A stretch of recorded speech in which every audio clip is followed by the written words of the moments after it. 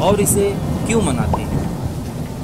دستور کو انگریزی میں کانسٹیٹیوشن اور ہندی میں سنویدھان کہتے ہیں۔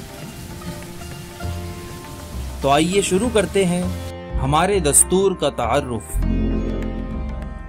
سب سے پہلے ہم یہ جان لیتے ہیں کہ دستور کی اہمیت اور فائدے کیا کیا ہیں۔ دستور کی وجہ سے جمہوریت مستحکم ہو جاتی ہے۔ اسی طرح دستور کی پیش کردہ سیاسی مثالوں کی وجہ سے عالمی امن و تحفظ اور انسانی حقوق کی حفاظت کا ماحول تیار ہوتا ہے۔ دستور کی وجہ سے شہریوں کی آزادی اور ان کے حقوق محفوظ رہتے ہیں۔ کیا آپ کو پتا ہے دستور کیا ہے؟ What is constitution?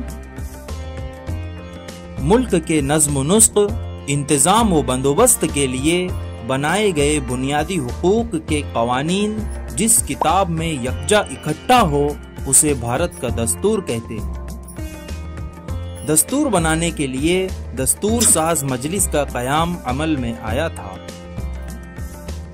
تحریک آزادی کے رہنماؤں کا ماننا تھا کہ آزاد بھارت کا حکومتی کام کاج انگریزوں کے تیار کردہ دستور کے مطابق نہیں بلکہ بھارتیوں کے تیار کردہ دستور کے مطابق چلنا چاہیے۔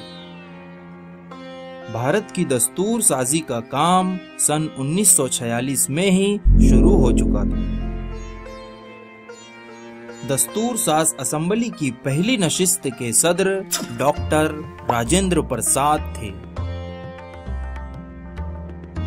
دستور ساز مجلس کی پہلی نشست 9 دسمبر سن 1946 کو منعقد ہوئی تھی۔ آئیے ہم دیکھتے ہیں کہ دستور ساز مجلس کے ممبران کون تھے۔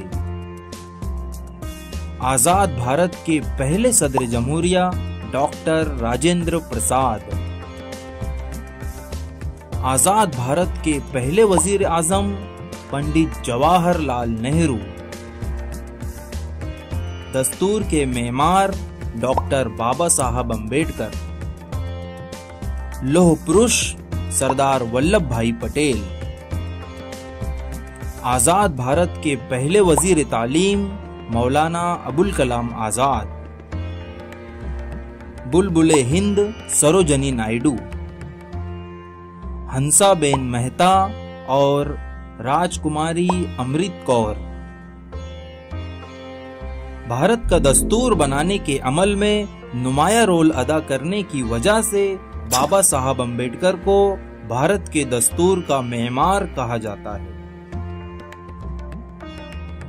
26 نومبر سن 1949 کے دن دستور نافذ ہوا تھا، اسی لیے اس دن یوم دستور مناتے ہیں۔ 26 جنوری سن 1950 سے دستور کے مطابق حکومتی امور چلانے کا آغاز ہوا تھا۔ بھارت کے بنیادی دستور میں کل 22 آرٹیکلز ہیں، 395 دفعات اور 8 شیڈول ہیں۔ شکریہ، تھینک یو۔